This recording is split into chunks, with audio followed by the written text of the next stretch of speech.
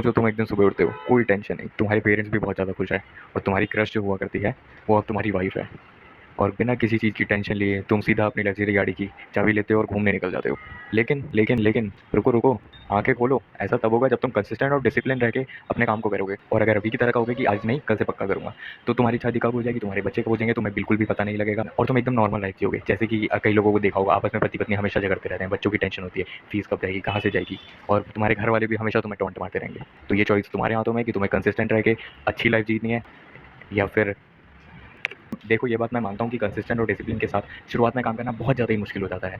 जैसे कि मैं ही अभी वीडियोस बना रहा हूँ, ज़ीरो व्यूज़ आ रहे हैं टोटली, लेकिन फिर भी मैं वीडियो बना रहा हूँ। क्यों? क्योंकि मेरे पे कंसिस्टेंसी है प्लस डिसिप्लिन। मैंने सीख लिया है कैसे मैनेज करा जाता है चीज़ों को, प्लस कंसिस्टेंसी और डिसिप्लिन का मेरे को महत्व पता है कि कितना ज़रूरी है।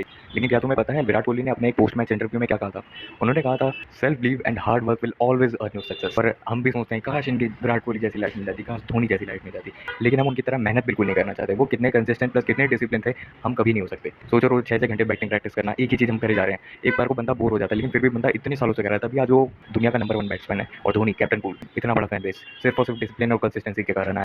चलो मैं भी कुछ तरीके तुम्हें बताता हूँ जिससे तुम इजीली कंसिस्टेंट प्लस डिसिप्लिन हो पाओगे। देखो, पहली चीज़ आती है कि जब भी हम सोचते हैं कि कल से कंसिस्टेंट हो जाएंगे, तो ये चीज़ सोचना बंद करो कि कल से अगर मैं कंसिस्टेंट हो जाऊंगा तो फिर ये 6-7 घंटे पढ़ाई भी कर लूंगा, जिम भी चले जाऊंगा, एक स्किल भी सीख लूंगा, प्लस महान हो जाऊंगा बहुत ज़्यादा। ये चीज़ बंद करो, ये बहुत ज़्यादा ही गलत तरीका है। सबसे पहले एक चीज़ उठाओ जो बहुत ज़्यादा ही जरूरी है। फॉर एग्जाम्पल मेरे लिए मेरी पढ़ाई जरूरी है, इसलिए मैं 5-6 घंटे पढ़ाई करता हूँ। तो ऐसे ही सबसे जरूरी चीज़ अपनी उठाओ। फॉर एग्जाम्पल तुम्हारे लिए भी पढ़ाई करना हो सकता है, पढ़ाई करने को उठा लिया तुमने, तो इसका ये मतलब बिल्कुल नहीं है कि 6-7 घंटे शुरुआत में ही लग जाओ। बहुत ज़्यादा मुश्किल होता है 6-7 घंटे बैठना। आना शुरुआत में तुम्हें 2 घंटे एटलीस्ट ट्राई करो, क्योंकि अगर तुम शुरुआत में इतने बड़े हो चुके हो 2 घंटे भी नहीं कर सकते तो तुम कुछ नहीं कर पाओ। और ऐसा बिल्कुल नहीं है कि 2 घंटे तुमने चुन लिए तो फिर 2 घंटे एक ही सब्जेक्ट तुम्हें पढ़ना है जो सबसे ज़्यादा हार्ड है। एटलीस्ट आधे आधे घंटे पढ़ना शुरू करो और 3-4 सब्जेक्ट पढ़ो। एटलीस्ट हर एक बंदे पे, कोई सी भी स्ट्रीम का बच्चा हो, उस पर 6-7 सब्जेक्ट होते हैं। इन 2 घंटों के लिए कोई अच्छे सब्जेक्ट चुनो, 2 हार्ड चुन लो, 2 ईजी चुन लो। और किसी भी आदत को बनाने के लिए हमें कम से कम 15 से 20 दिन लगते हैं। इसके बाद थोड़ा सा काम ईजी हो जाता है, लेकिन शुरुआती जो 15 दिन होते हैं ना, इसमें गांड पड़ जाती है इंसान की। तो 15 से 20 दिन बीत जाएंगे तो फिर उसके बाद सोचना कि क्या तुम्हारे अंदर अभी दम है कि तुम दूसरी चीज़ भी इसमें डाल पाओ अपने डेली रूटीन में। फॉर एग्जाम्पल जिम जाने की बात करते हैं, तो फिर हमने 15 दिन जो है कंसिस्टेंट रह के पढ़ाई कर ली, जैसे तैसे करके मन को मार के। अब मैं 15 दिन बाद देखूंगा कि क्या मेरे अंदर अभी जान है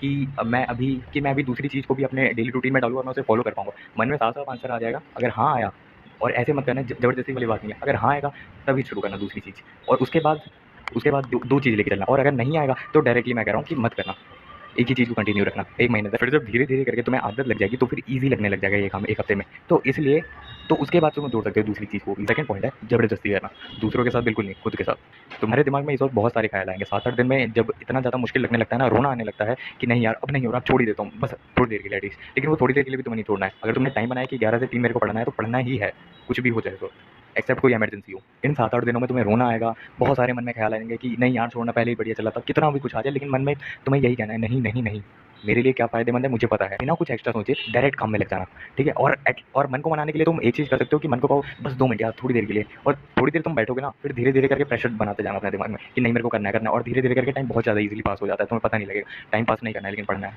थर्ड पॉइंट है पॉजिटिव थिंकिंग। नेगेटिव थिंकिंग तुम्हें गलती से भी नहीं करनी है। और अगर तुम ओवर थिंकिंग करते हो तो भी उसमें तुम्हें पॉजिटिव थिंकिंग ही करनी है। जैसे फॉर एग्जाम्पल शुरुआत के 2 दिन में थोड़ा ईजी होता है काम करना, मोटिवेशन रहता है।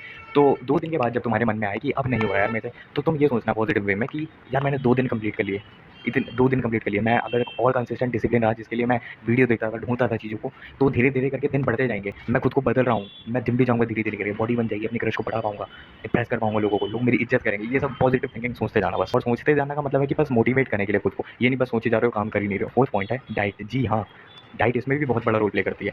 तुम्हें एक ऐसा अच्छा पौष्टिक आहार लेना है जिसमें प्रोटीन की मात्रा ज़्यादा हो। मैं नहीं कह रहा वे प्रोटीन लो वगैरह वगैरह, बस एटलीस्ट अच्छा खाना खाओ। अगर अगर दम है तुम्हारे में तो कार्ब्स खा के मेहनत कर सकते हो। मैं भी कार्ब्स खा के अपने शरीर को बढ़ाया हूँ। मैंने कभी आज तक वे प्रोटीन नहीं लिया, बस क्रेटीन लिया है, वो भी 4-5 महीने में भर लेता हूँ मैं घर का ही खाना खाता हूँ। और एटलीस्ट वजन बढ़ाने के लिए, प्लस मेरे अब धीरे धीरे मैंने जैसे कहा कि मेरे को आदत लग चुकी है काम करने की, इसलिए मैं कम प्रोटीन में भी कर ले रहा हूँ। लेकिन अगर तुम्हारे पास इतना भी पैसा है कि तुम खुद पे खर्च कर पाओ, प्रोटीन वाले खाने ले पाओ, वे प्रोटीन मत लेना, ये ले सकते हो, अफोर्ड कर सकते हो तो ले सकते हो बिल्कुल। तो वो चीज़ें लो। ये क्या करता है, हमारी बॉडी को एक्टिव रखने में काम करता है। Protein is a kind of charger for our body. तो इसलिए अच्छी डाइट लेना बहुत ज़्यादा अच्छा। और शुगर को जितना हो सके उतना कम करना। मीठा मेरे को बिल्कुल नहीं पसंद। शुगर हमारे लिए बिल्कुल अच्छा नहीं होता है। कड़वी चीज़ें खाओ, कड़वा बन जाओ, वो अच्छा है। अब देखो, अब मेरी बात आती है। देखो, मैं शरीर से, दिमाग से, हर जगह से कमज़ोर लड़का था, बहुत ज़्यादा ही। स्क्रीन पे देख सकते हो बिल्कुल, तुम स्क्रीन पे देख सकते हो। और कंसिस्टेंट रहना तो मेरे लिए मतलब कि एक चींटी के लिए माउंट एवरेस्ट चढ़ने जैसा था।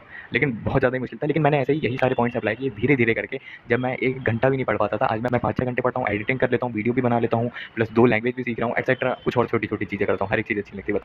और ये चीज़ें तुम भी कर सकते हो। वीडियो अच्छी लगी हो लाइक कर देना।